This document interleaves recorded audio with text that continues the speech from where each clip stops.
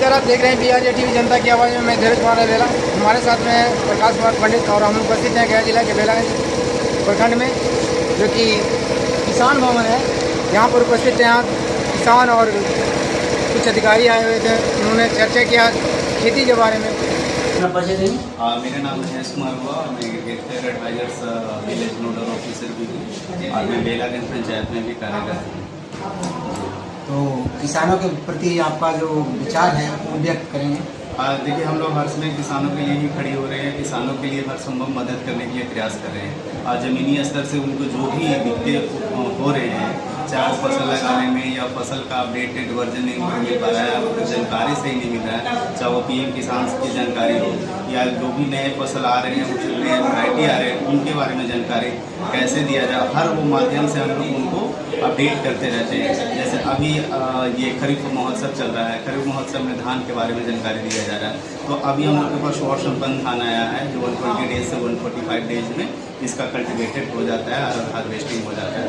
तो इसके बारे में जानकारी है, हमारे किसान भी बैठे हुए हैं। इसका प्रोसीजर कैसे है, कैसे ऑनलाइन इसको किया जाता है। तो BRBN के वेबसाइट से हम लोग जाते हैं, किसान का ये रजिस्ट्रेशन है, किसान का रजिस्ट्रेशन नंबर डाल के इनके पास OTP आता है। ये देखिए डिमांड नंबर, ये OTP हम लिखे हुए हैं। इसके बाद इनको 24 kg पैडी धान की ये दिया गया है।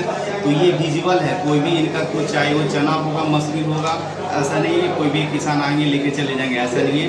यही किसान आएंगे क्योंकि उनके पर OTP जाता है। OTP के माध्यम से ही ये किसान कंफर्म होते हैं कि ये वही किसान है। यानी कि इनको पहले ऑनलाइन करवाना पड़ता है। जी, जो ऑनलाइन करवाएंगे उन्हीं को बस जो ऑनलाइन करवाएंगे, किसान रजिस्ट्रेशन जिनके पास होगा वो ऑनलाइन करवाएंगे और उसके बाद इनके पास OTP जाएगा। OTP के माध्यम से मेरे पास आएंगे, इनको सब कुछ डिटेल डिमांड नंबर और लिख के देंगे कितना KG इनको चाहिए। उसके बाद हमारे नीचे डीलर बैठे हुए रहते हैं, वो आगे के प्रोसीड करते हैं जितना भी चाहिए। अभी मेरे किसान भी यहाँ पर मौजूद हैं और ये किसानों को जो भी यहाँ से सुविधा मिलना चाहिए, जिनसे यहाँ राय लेने के बाद ऑनलाइन करवाने के बाद ही यहाँ से इनको बीज मिलता है।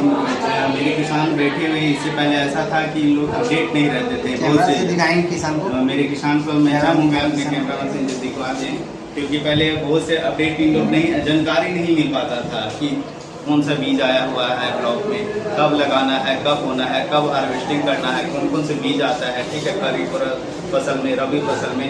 लेकिन जब से मैं यहाँ पे ज्वाइन, इससे पहले मैंने मोहनपुर में, तो जब से यहाँ पे मैं ज्वाइन किया हूँ, इन लोग का हर वैरायटी टाइम टू टाइम आप लोग को दिया जाता है ना, जानकारी के अनुसार, या फिर बुलाया जाता है जिनको मतलब PM किसान का पैसा भी नहीं मिलता है, उनको पैसे के लिए KYC वगैरह करवाते हैं। तो क्योंकि होने का मतलब होता है विलेज नोडल ऑफिसर, उसका इंचार्ज भी अभी मैं ही हूँ। तो हर मदद से इन लोगों को, बहुत से किसानों को हेल्प कर रहा हूँ कि जिससे जो भी वंचित हैं PM किसान से, उनका लाभार्थी लोग बन रहे हैं। इस तरह का। आपकी समस्या क्या है? हमारी समस्या है कि हम यहाँ होते हैं, हमारा पानी का बहुत समस्या है, बहुत गैर भाग है जो है। अब इसकी क्या करें, घर से प्रकृति में साथ नहीं रह रही भैया। हम लोग आश्रित हैं और धान को चाहिए कम से कम 4 महीना पानी। बिल्कुल चाहिए। धान हम फसल लगाए हैं, छोटा मंसूरिया बहुत बढ़िया हमारे पास है, बढ़िया में छकने लगाते हैं। किसान को देखिए खाद और बिया का समय से और सोचे हैं होना चाहिए, मिलना चाहिए किसान को। समस्या धान के बारे में या फिर मक्का के बारे में किसान लोग यहाँ पर उपस्थित हैं।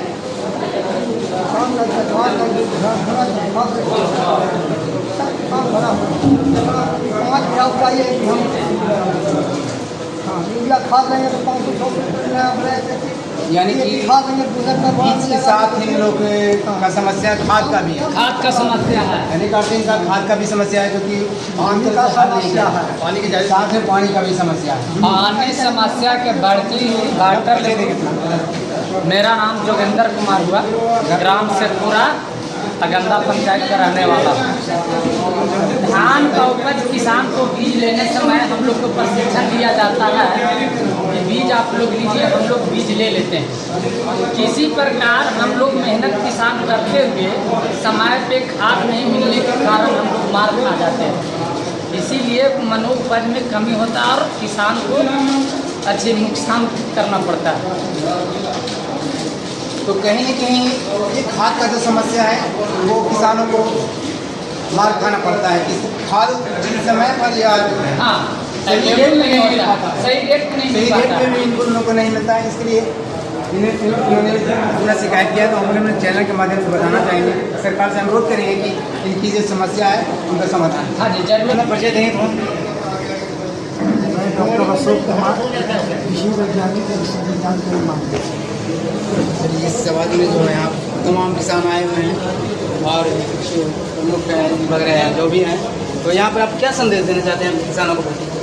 किसानों को यही संदेश देना चाहते हैं कि अब जो जिस तरह से मौसम में बदलाव आ रहा है ना, तो किसान को जो मौसम के बदलाव के कारण जो नई नई तकनीकें, उसके मौसम के अनुकूल तकनीक का इजाद किया गया है और सरकार की जो योजनाएं चल रही है उन योजनाओं का लाभ उठाते हुए जो नई नई तकनीक है उसका इस्तेमाल करके अगर खेती करेंगे तो उनको जो है ज़्यादा से ज़्यादा जो है उपज मिलेगा और खेती करने में उनको इंटरेस्ट मिलेगा। इस समय किस चीज़ का खेती किया जा रहा है या मौसम के अनुसार आप बताएं कि इसमें कौन सा फसल लगाया जाए जिससे किसानों का देख उपज मिले?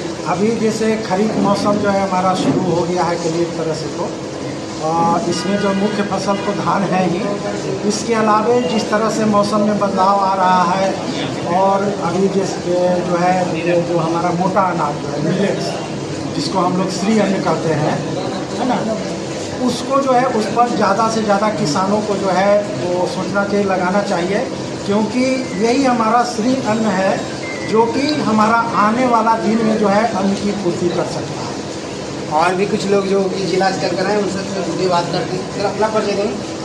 अनिल कुमार, पौधा सुरक्षा निरीक्षक। किसानों के प्रति आपका सोच या उनके प्रति आप यहाँ पर क्या विचार व्यक्त कर रहे हैं उनसे? आज की खरीफ कर्मशाला था, जिसमें हम किसानों को जैसा डॉक्टर साहब ने जानकारी दी कि मोटे अनाज की खेती पर बल किया जा रहा है और चूँकि गया जिला में बारिश कम होती है, इस कारण यहाँ के अनुकूल माहौल में धान को अब मुख्य फसल के रूप में नहीं रखा, चूँकि पानी इसमें बहुत अधिक लगता है। अगर किसान चाह भी रहे हैं कि हम धान की खेती करें तो उनके अनुकूल बिहार सरकार के द्वारा एक स्वभाव संपन्न प्रभेद लाया गया है, इसी खेती पर आपका फोकस किया जा रहा है। साथ साथ मक्के की खेती पर भी बिहार सरकार का प्रयास है कि हमारे यहाँ मक्के की खेती शुरू किया जाए, क्योंकि इन फसलों में धान के अनुपात में पानी की मात्रा का प्रयोग कम हो। तो किसान मान लिया कि जैसे धान की फसल उपजा रहे हैं यहाँ, तो मक्का की खेती करेंगे तो क्या उनका बेनिफिट उनके बराबर आ जाएगा? हाँ, मक्के का उत्पादन धान के उत्पादन से ज़्यादा होता है और इसमें पानी की भी मात्रा कम लगता है मक्के में, धान में बहुत अधिक होता है। और भी यहाँ पर ब्लॉक के जो प्रमुख होते हैं या प्रमुख जो भी हैं वो साहब हैं उपस्थित, अपना परिचय देंगे। मैं रमेश दास, उप प्रमुख बेलागंज प्रखंड। और खरीफ महोत्सव आज है और इसमें हमारे ज़िला से एक्सपर्ट लोग द्वारा बहुत सी जानकारी दी गई कि कम वर्षा के वजह से हम कौन सा धान बोए या मोटे अनाज का खेती, मड़ुआ, मक्का, ये सब उगाएँ, यही एक्सपर्ट लोग के द्वारा। और हमारे बी एस सर, आप किसानों के प्रति अपने सोच और उनके बारे में बता सकते हैं?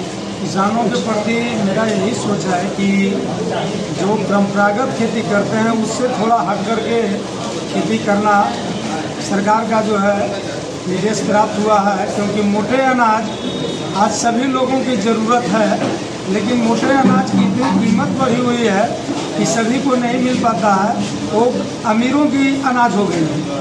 इसलिए हम किसानों से अनुरोध करते हैं कि आप लोग मोटे अनाज ज़रूर से ज़रूर जो है फसल लगाकर और उसका लाभ लें। साथ ही जो धान में ज़्यादा पानी की मात्रा लगती है और जो हमारे मोटे अनाज है उसमें कम पानी की आवश्यकता होती है, तो कम पानी की आवश्यकता वाले पौधे को आप लोग ज़रूर जो है फसल को लगाएं और उससे जो है लाभ लेना सुनिश्चित करें। सर, आप बागवानी के बारे में बताएंगे?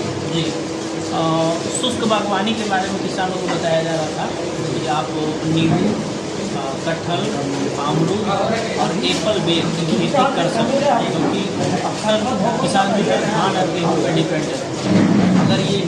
लगाते हैं तो इनका उपज और इनकम जो है तो अच्छा खासा हो, इसलिए इन लोग को बता रहे हैं सरकार की योजना जो है तो अभी शुष्क बागवानी और प्रधानमंत्री कृषि सूक्ष्म सिंचाई जो ड्रिप बूंद बूंद जो पानी गिरती है, मैंने पानी का जो समस्या है उसको देखते हुए जो है सो मिनी स्प्रिंकलर और ड्रिप इरीगेशन से। क्या इसमें सरकार इनको कोई अनुदान वगैरह दे रही है? जी 90% अनुदान है प्रधानमंत्री कृषि सूक्ष्म सिंचाई योजना में, और जो है 1 एकड़ में ये लगा हुआ है इसमें भी 3 से 4 हज़ार रुपये उपलब्ध कराया जाता है। लगाया हुआ है।